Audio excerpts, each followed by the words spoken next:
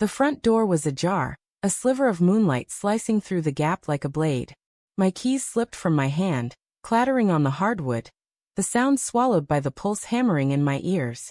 I stood frozen in the foyer of our home. Our home, the one we'd built over 15 years, with its creaky oak stairs and the kitchen table where we'd laughed over burnt casseroles.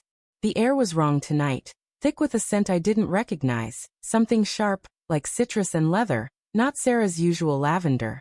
Then I heard it, a low murmured laugh from upstairs, not hers, followed by her voice, soft and intimate in a way that hadn't been mine for months. I climbed the stairs, each step a betrayal of my own denial. My chest burned, not with anger yet, but with a desperate hope that I'd misunderstood. Maybe it was the TV. Maybe a friend. My mind churned through excuses, each one flimsier than the last. The bedroom door was cracked open, and through the gap, I saw them. Sarah, my wife, her hair spilling over a stranger's shoulder, his hands tracing the curve of her spine. My world tilted, the edges blurring like a smeared photograph. I didn't scream. I didn't barge in. I just stood there, a ghost in my own life, watching the woman I loved rewrite our story without me. 15 years. We'd met at a dive bar, her spilling cheap wine on my shoes, laughing so hard she snorted. I'd proposed on a rainy pier, her shivering under my coat as she said yes. We'd fought over money, over my late nights at the firm, over her endless art projects that cluttered the garage. But we'd always found our way back, until now. The signs had been there, hadn't they? Her late nights at the gallery, the way her phone glowed in her hand at 2 a.m., her sudden distance, like she was orbiting a star I couldn't see. I'd told myself it was stress, her new exhibit, anything but this. I backed away, my breath shallow, and left the house. The night air stung my face as I drove aimlessly, the city lights smearing into streaks of neon. I wanted to hate her, to let rage consume the ache. But all I felt was a hollow grief, like I'd been carved out from the inside. I pulled into a motel lot, the neon sign buzzing like my thoughts. Why hadn't she told me? Was I not enough? Had I ever been? The questions clawed at me, each one a fresh wound. I didn't sleep that night, just stared at the cracked ceiling, replaying every moment I might have missed, every lie I'd swallowed. Morning came, gray and heavy. I couldn't go back. Not yet. Instead, I called my brother, Mark, and told him everything in a voice that didn't sound like mine. Just leave, Tom, he said, his tone sharp with the kind of clarity I lacked. You don't owe her a confrontation. So I did. I vanished. Quit my job with a single email, packed a bag, and drove north until the city was a memory. I rented a cabin in Maine, surrounded by pines that whispered in the wind, their needles carpeting the earth like a warning to tread lightly.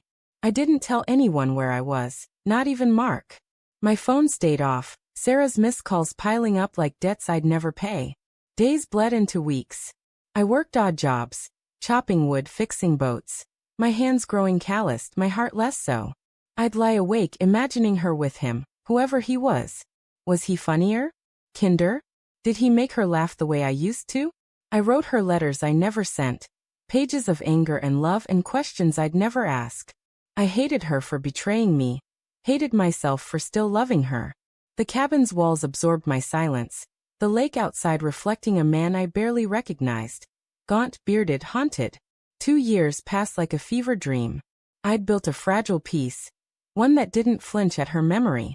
Then one October evening, a knock shattered it. I opened the door, and there she was, Sarah, standing in the dusk, her coat dusted with pine needles, her eyes red-rimmed and searching. My heart lurched, a traitor to my resolve. Tom, she whispered, her voice breaking on my name. I found you. I didn't invite her in, but I didn't shut the door either. She stepped inside, the cabin suddenly too small, her presence filling it like smoke. I'm so sorry, she said, her words trembling. I was lost, Tom. I didn't know how to tell you I was drowning.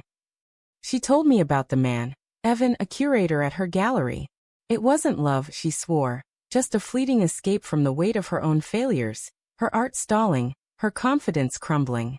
She'd ended it weeks after I left, she said, when she realized I was gone for good. Why now? I asked, my voice rough, like I'd swallowed gravel.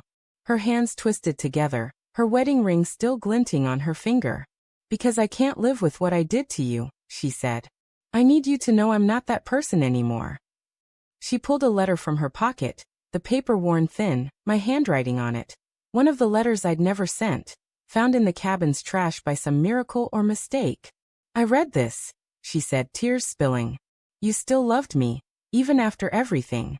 I don't deserve it, but I need to try. I wanted to scream, to tell her she'd destroyed us, that her regret was too late. But her eyes held something I hadn't seen in years, truth, raw and unguarded. She wasn't the villain I'd made her into, nor was I the saint I'd imagined. We'd both failed, in quieter ways, long before Evan.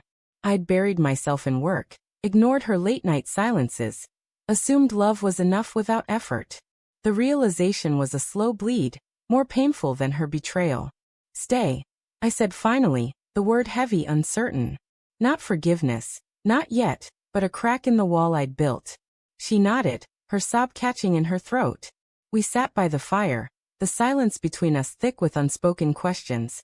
The future a fog we'd navigate together, or not. Outside, the wind howled, the pines bending but not breaking, and I wondered if we could do the same. 2 years ago, I'd vanished to escape her betrayal.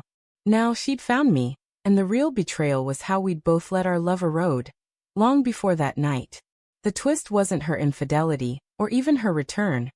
It was the mirror she held up, showing me we were both architects of our ruin, and maybe, just maybe, we could rebuild.